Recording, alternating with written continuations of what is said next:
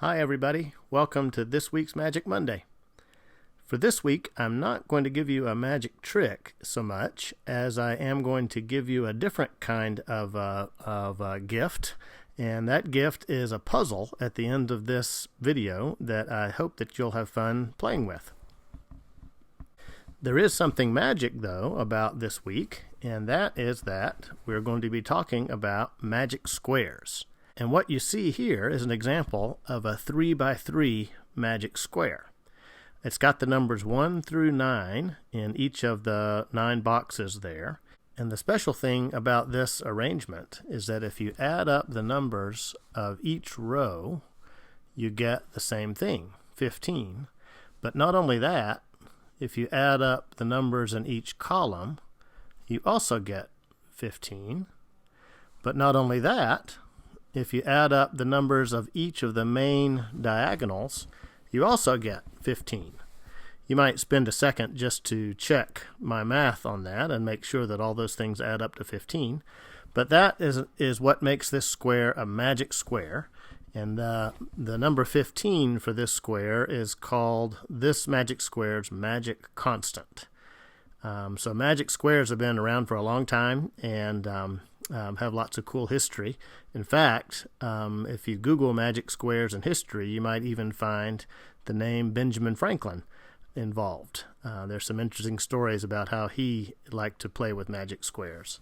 Here's another quick example of a magic square. This one is a 5x5.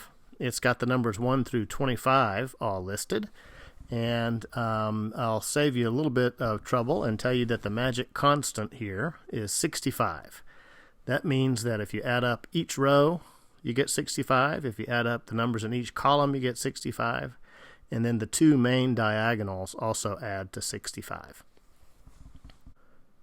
That brings us to the puzzle that I'd like to leave you with for the week. This is a magic square of a little different kind. I made it out of cards.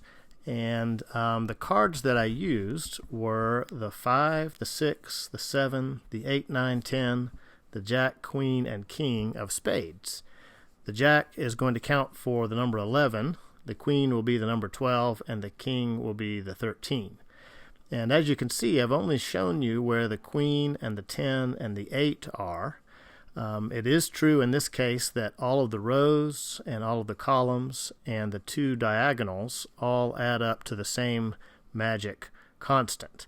And so your job, if you'd like to try this puzzle, is to see if you can figure out where the Jack must be. So use your problem-solving skills and see if you can determine where in this magic square the Jack has to be sitting. And if you'd like, I'd love for you to put your answers in the comments below. And what's even better, if you'd like to describe your reasoning, to show your work, if you will, and let us know how you thought about trying to find out where the Jack is. Well, I hope you enjoy this, and I hope that you have a great week.